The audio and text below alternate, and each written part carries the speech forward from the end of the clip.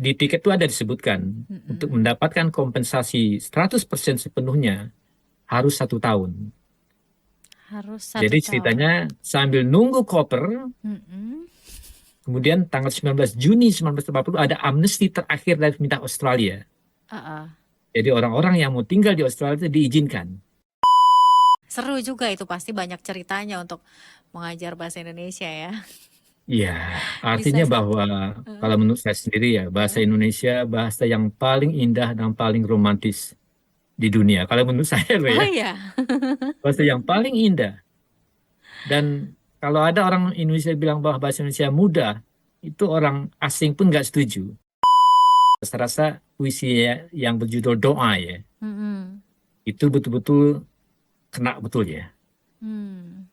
Yang satu kalimat yang menyebutkan aku mengembara di negeri asing ya.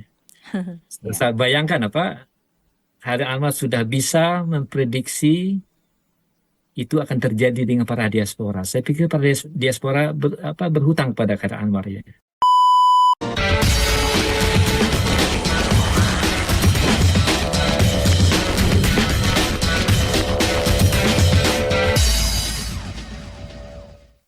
Voice of Indonesia, dari Indonesia untuk dunia. Pendengar, berjumpa kembali dalam program Halo Diaspora. Dalam edisi Halo Diaspora kali ini kita akan berbincang-bincang bersama dengan Bapak Anton Alimin. Bapak Anton Alimin ini merupakan seorang diaspora Indonesia di Melbourne yang berprofesi sebagai penulis, kemudian juga pernah mengajar di sana, seorang pengajar dan juga seorang podcaster. Keren banget ya, banyak kegiatannya nih Pak Anton Alimin. Langsung saja saya sapa. Halo Pak Anton, bagaimana kabarnya?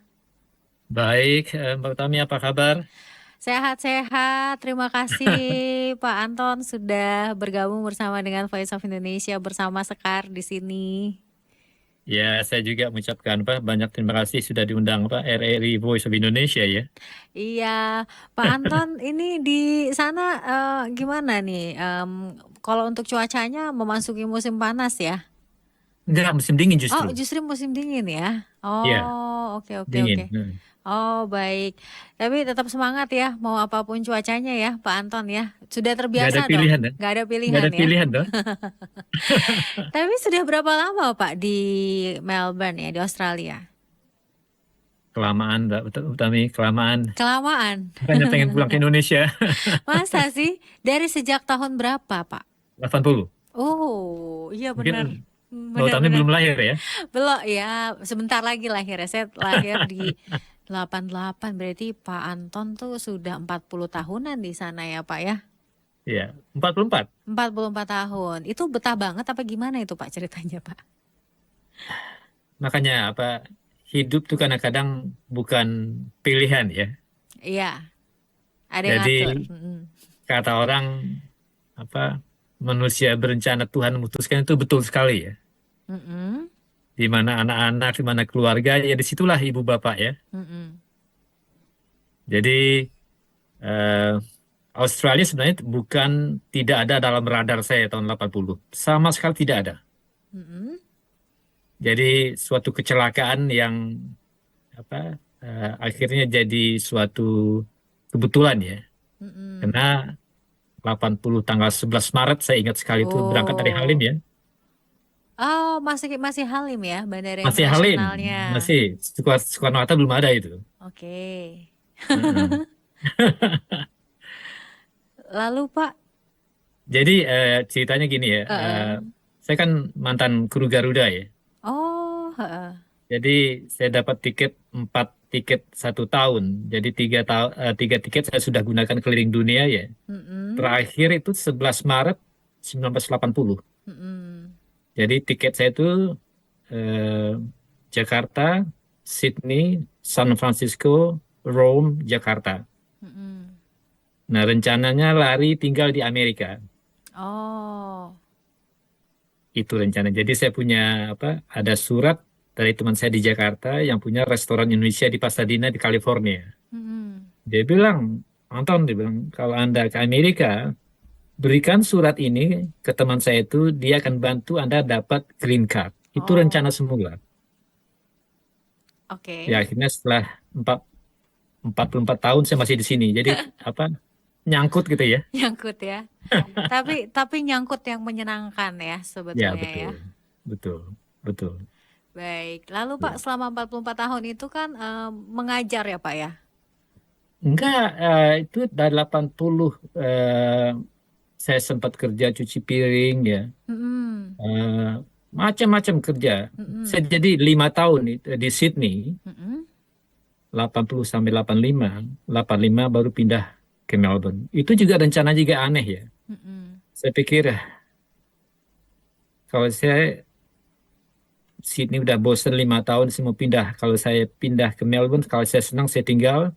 Kalau nggak senang Melbourne, saya pindah ke Perth. Mm-mm. Kalau saya nggak senang Perth, rencana ke Jepang waktu itu. Oh.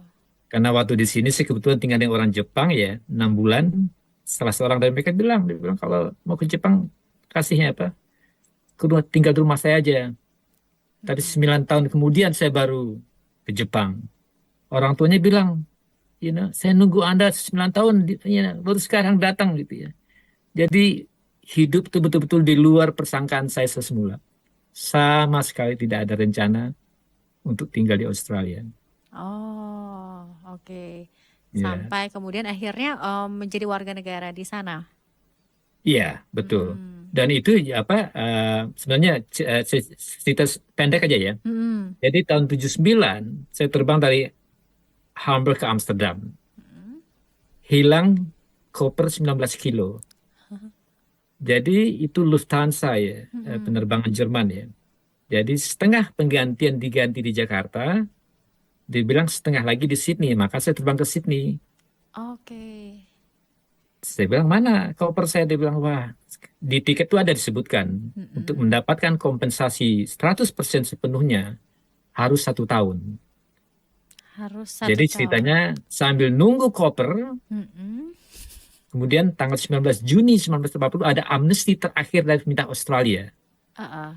Jadi orang-orang yang mau tinggal di Australia itu diizinkan. Hmm. Makanya saya batalkan flight ke Amerika. Oh, dan kemudian mengambil amnesti tersebut. Ya, di situ ceritanya. Jadi Oh. apa kalau manusia berencana Tuhan memutuskan itu betul-betul mendingan saya nggak punya rencana sama sekali karena Tuhan tuh kayaknya diktator ya. Dia lebih tahu apa yang terbaik buat umatnya ya. Seru ya, seru kalau True. ngedengarnya.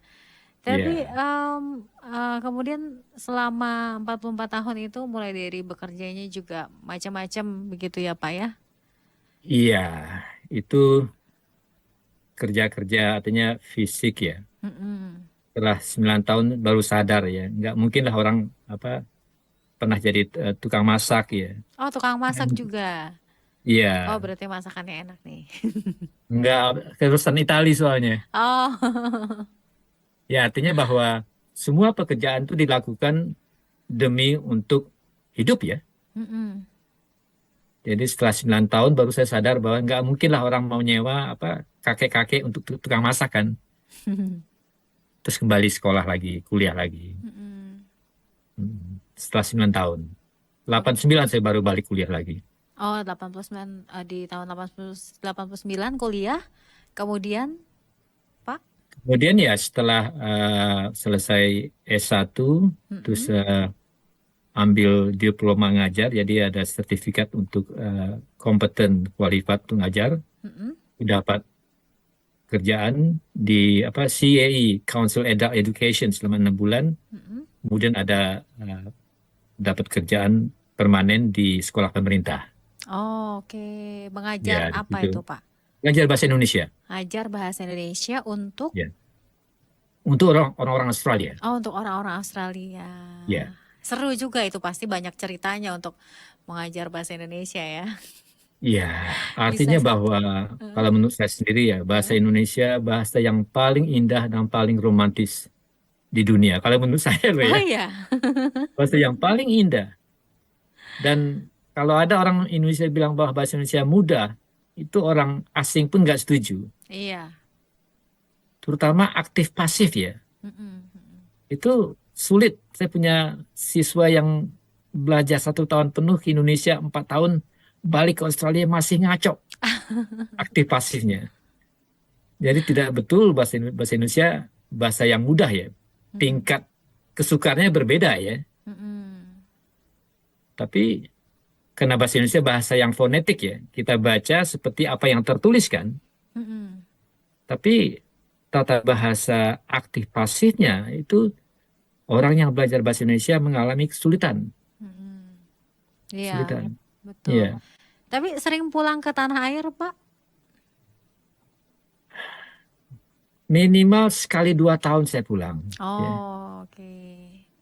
Karena seperti teori Carl Jung ya, Mm-mm. psikologis dari Swiss itu bilang bahwa kalau keluar dari Indonesia, tempat kita lahir setelah masa dewasa, itu masa-masa kecil yang indah itu selalu manggil-manggil, Mm-mm. nggak bisa dilupakan. Oh. Dan bahasa ibu pun tidak mungkin bisa dilupakan. Setelah masa dewasa ya, Mm-mm. tidak mungkin. Hmm. Tapi kan Dan memang memang itu ya Pak ya, kecenderungan dari diaspora itu kan memang selalu ada kerinduan-kerinduan begitu ya. selalu ada, Mm-mm. selalu ada, selalu ada. Dan cuman kita eh, bagaimana menanggulangi rasa kerinduan terhadap tanah air itu. Mm-mm. Nah itu seperti apa tuh? Apa karena mungkin di sana banyak komunitas Indonesianya, kemudian juga ada banyak kegiatan-kegiatan yang diselenggarakan oleh komunitas Indonesia barangkali. Waktu tahun 80 itu, Mm-mm. rasa belum sebanyak sekarang ya. Oh iya. Jadi tergantung individunya. Anda keluar dari Indonesia, tujuannya apa? Mm-mm. Yang paling gampang ya masih apa? Nimbrung dan bergaul dengan orang Indonesia ya. Iya. Tapi rasanya kan kok saya pernah hidup 14 bulan di Sydney satu apartemen ya. Mm-mm. Saya pikir kalau saya keluar Indonesia, masih bergaul dengan orang Indonesia, mending saya pulang ke Indonesia aja ya. Dan itu memang apa? Karena saya masih muda sekali waktu itu ya. Jadi suatu tantangan yang individunya sendiri harus memutuskan. Mm-mm. Itu di usia berapa ya Pak waktu itu Pak untuk Saya pulang? masih 27 tahun waktu itu. Oh iya, masih sangat muda ya. Dan ini Ya, kalau orang yang apa ya, suka spontanitas berarti ya Pak ya. Kalau yang suka stabil-stabil aja tuh kayaknya ya cukup apa mengejutkan barangkali ya keputusan-keputusannya iya. gitu. Apa culture shock itu bukan suatu hal yang sepele ya, bukan Mm-mm. suatu hal yang bisa diremehkan ya. Mm-mm. Itu bisa serius, bisa Mm-mm. serius. Mm-mm. Tapi Dan seiring berjalannya waktu bisa untuk mengatasi culture shock demikian ya. dari penelitian yang ada itu kalau Anda masih bujangan, masih jomblo, itu jauh lebih mudah untuk adaptasi ekonomi, sosial dan budaya. Tapi Hmm, kalau sudah berkeluarga, itu tantangannya lebih berat. berbeda. Mm-mm. Jadi saya kenal mahasiswa Indonesia sejak di Sydney ya. Saya kerja di toko buku Macquarie Uni ya Mm-mm. di Sydney. Ya, masih Colombo Plan waktu itu, Mm-mm. Colombo Plan program ya. Mm-mm. Jadi ternyata dari seluruh program-program pemerintah Indonesia yang mengirim mahasiswanya ke Australia, itu program Pak Habibie yang paling berhasil. Karena yang dikirim tamat SMA. Tapi kemudian yang terjadi adalah banyak dari mereka yang menikah dengan orang lokal. Hmm. Kemudian pemerintah Indonesia mengubah kebijakan itu, mengirim mahasiswa yang sudah menikah dan punya anak. Mm-mm. Karena dianggap program Pak Habibie itu kita kehilangan SDM, sumber daya manusia, Oh, karena menikah dengan orang lokal. mm-mm. Dan Jadi tidak saya kembali pikir ke mungkin tanah air begitu ya. ya, tapi mungkin ya sekarang saya sudah berubah ya, artinya definisi SDM itu lebih diperluas ya. Jadi tidak berbuat untuk Indonesia, kita tidak harus di Indonesia. Betul. Jadi kalau saya pribadi sendiri, rasanya kita bisa berbuat lebih banyak Indonesia di luar. Mm-mm. Dan itu Oke. saya rasa pemerintah Indonesia sudah menyadari ya. Mm-mm. Mm-mm. Ya, jadi para diaspora mungkin bisa berbuat banyak untuk Indonesia di luar. Oh, oke, baik. Ini bisa Dan dibilang berarti Pak Anton ini tuh yang termasuk yang apa ya? Paling lama juga kali ya yang ada di sana ya dibandingkan dengan ya salah eh satu, tapi ada yang jauh lebih lama. oh ya ya Ada, ya. ada, ada, Oke.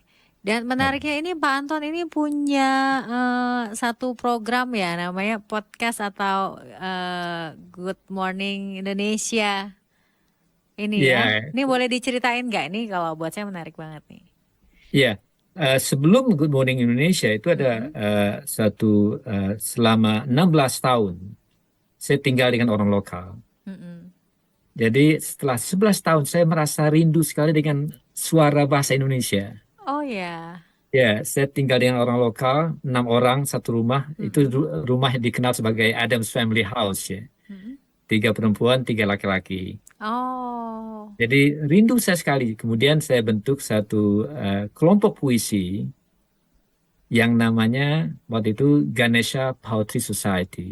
Mm-mm, Ganesha karena Bung Karno belajar di ITB ya.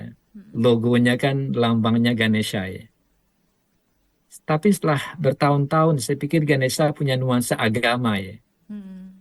Kemudian dengan teman-teman saya berunding gimana kita ganti nama Ganesha menjadi Jembatan Poetry Society.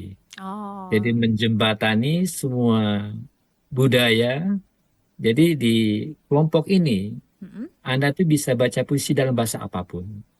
mm. Bisa puisi sendiri atau puisi orang lain. Selama Anda itu menyebutkan sumbernya apa dan kenapa Anda menulis dan mau baca puisi tersebut. Mm-mm. Nah, itu kemudian sudah terbentuk dan kemarin ada AGM ya. Itu eh, eh, Presiden kedua Pak Bella Kusuma, kemudian kemarin terpilih presiden yang baru Matthew Eddy namanya.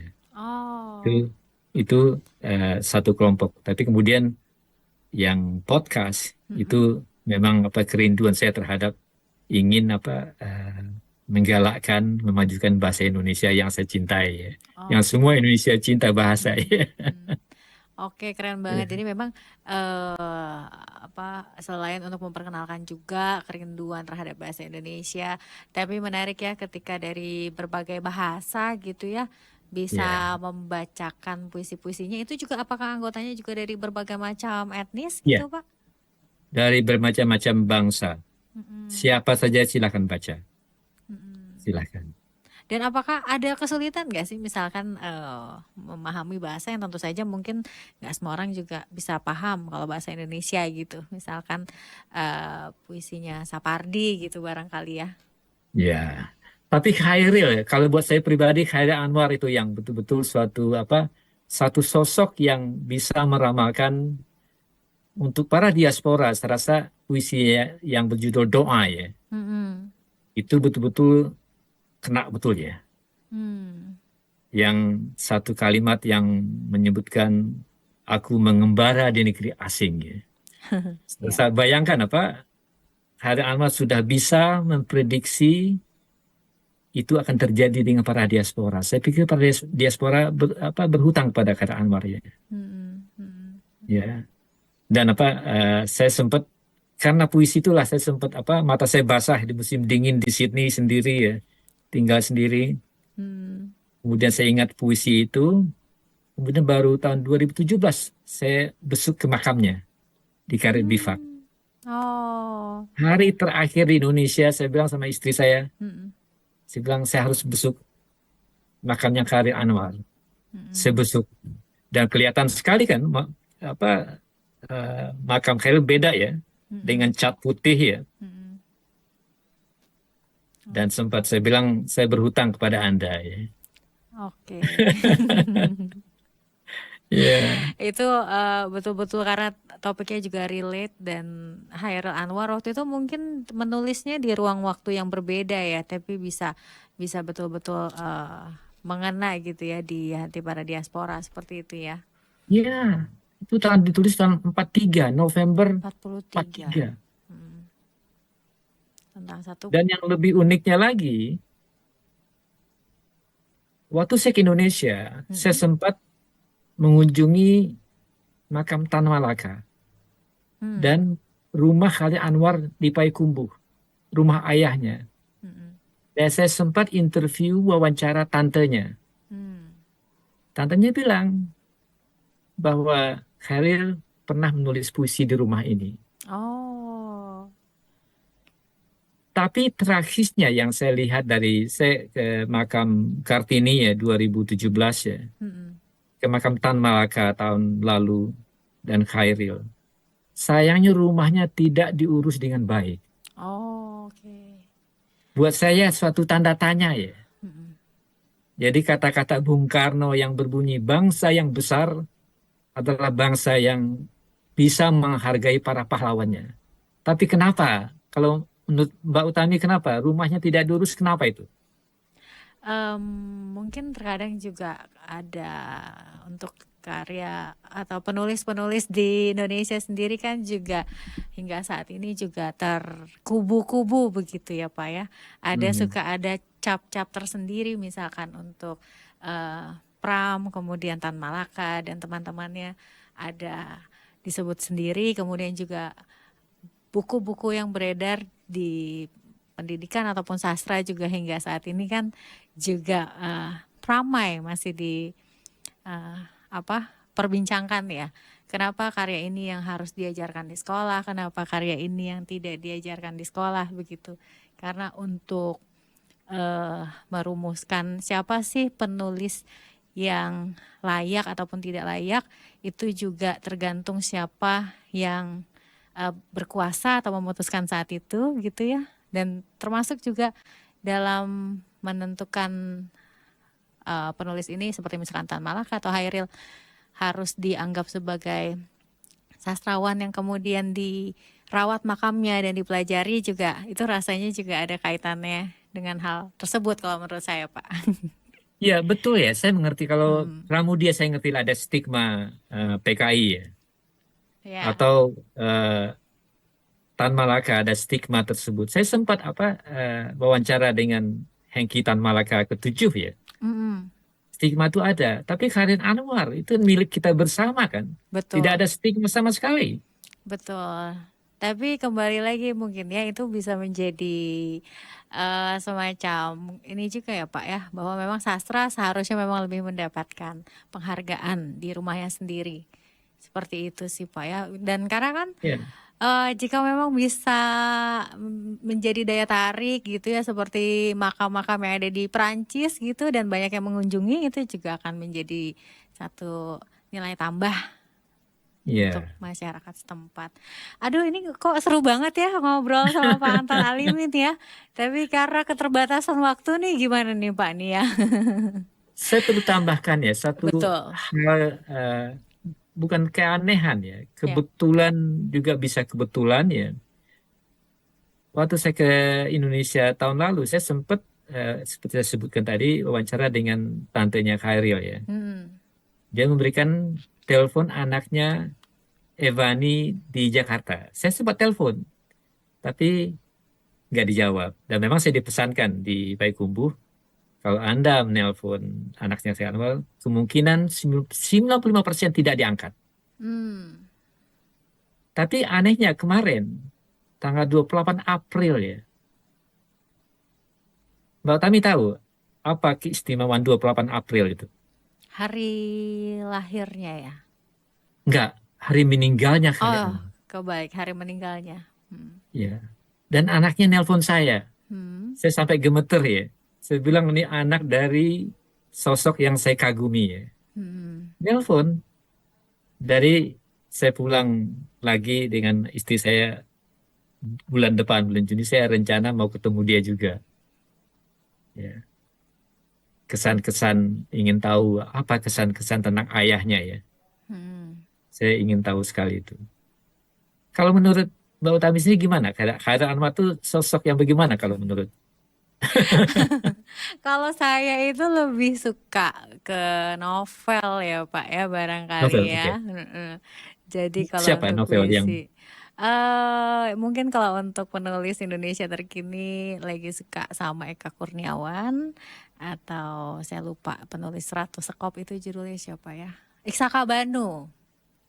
kalau ini gimana? Kalau yang nulis Saman Utami, Wah, Ayu Utami, itu nanti kita boleh perbincangkan di kesempatan yang lain gimana nih Pak? saya rasa hebat ya.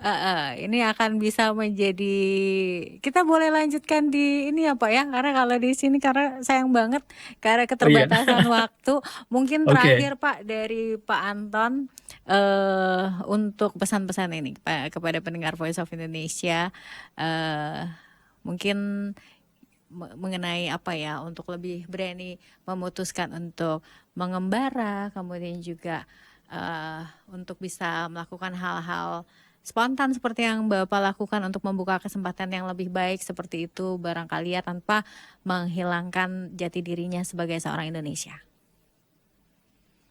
Saya rasa pesan-pesan saya adalah bahwa di zaman sekarang tidak lagi ada batas negara. Hmm, Jadi untuk berbuat untuk Indonesia Anda bisa di mana saja. Tinggal kita ngukur seberapa besar saya ini.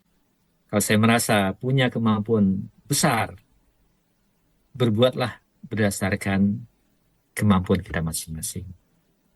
Jadi batas negara untuk mencintai Indonesia akan lebih mencintai Indonesia kalau ada di luar. Seperti kita dalam rumah ya, kita mm-mm. nggak tahu bentuk rumah kan. Setelah kita keluar dari rumah, kita bisa melihat bentuk rumah kita sendiri. Dan bisa lebih objektif melihat Indonesia. Oke, bisa lebih objektif karena ada jarak tersebut ya, Ada Pak jarak ya. Anton ya. Baik Pak Anton nanti kita boleh ya dijadwalkan lagi barangkali kalau untuk ngomongin sastranya ini karena kalau udah ngomongin hal kayak gitu tuh bisa berjam-jam rasanya ya. Tapi terima Bisa. kasih banyak kesempatannya untuk Voice of Indonesia Pak. Saya juga mengucapkan ribuan terima kasih sudah diundang ya. Mm-mm. RRI Voice of Indonesia. Baik, terima kasih Pak Anton. Nanti kita ngobrol-ngobrol lagi di lain kesempatan. Sampai ketemu, selamat kembali beraktivitas Pak Anton. Baik, terima kasih sama-sama. Terima kasih. Pendengar Voice of Indonesia, kita akan berjumpa kembali dalam program Halo Diaspora di hari dan waktu yang sama. Voice of Indonesia.